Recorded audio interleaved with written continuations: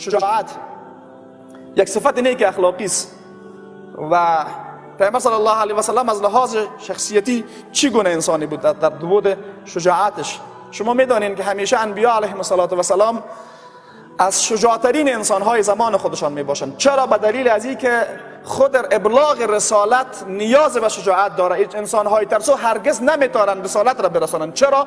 به دلیل اینکه پیامبران الهی وقتی میآیند با کل جامعه طرف میشن، با کل جامعه طرف میشن و انسانهای بزدل این جرأت را ندارن که در مقابل همه قرار بگیرن. انسانهای ترسو در مقابل انسانهای کمی بالاتر از خود قرار گرفتن نمیتونن.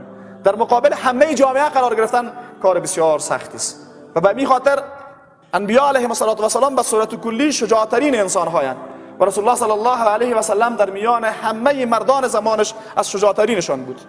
گواهی این گپ را انسان از کسانی که در میان رسول الله صلی الله علیه و سلم و در میان اصحاب پیامبر صلی الله علیه و سلم به شجاعت شهرت بیشتر دادن خوبتر درک کرده میتونه. شما میدونین هر صحابی از اصحاب رسول الله صلی الله علیه و سلم هم در بعضی از صفات بسیار نیک اخلاقی مشهورند و کسی که در شجاعت بیشتر مشهور است علی رضی الله عنه است. همیشه وقتی گپ از شجاعت آورده میشه در ذهن انسان او میآید. علی رضی الله عنه به عنوان یکی از شجاعترین اصحاب رسول الله صلی الله علیه و سلم در مورد شجاعت پیامبر میگه گاهی وقتا ما در میدان جنگ در مقابل دشمن بسیار فشار دشمن زیاد میشد، تحمل ما کمتر می بود، ما به رسول الله صلی الله علیه و سلم پناه می آوردیم و رسول الله صلی الله علیه و سلم در شدیدترین حالات جنگ در میدان جنگ در مقابل دشمن نزدیکترین نفر ما به دشمن می بود. این گواهی شجاعترین اصحاب رسول الله صلی الله علیه و سلم در موردش است که شجاعترین انسان ها در میدان جنگ به پیامبر پناه می آوردن.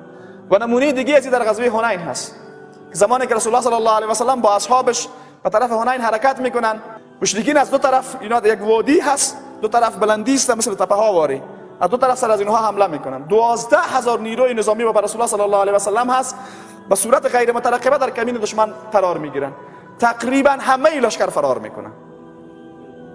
در این یک حالتی دشمن بیشتر ترکیز میکنه که هر کس را صدمه بزنه، اما رهبری را بیشتر مورد توجه قرار میده، به خاطر از اینکه رهبری کل لشکر را جمع میکنه. یعنی اونها سر هر کسی حمله میکردن، سر پیامبر صلی الله علیه و سلم از هر کسی دیگه که بیشتر فشار وارد میکردن و در این حالت به گونه هم آمد که همه دست و پاچه شدن و فرار کردن. اصولا اگر یک انسان شجاع نمی بود دیگه از هر کس دیگه که باید بیشتر فرار میکرد.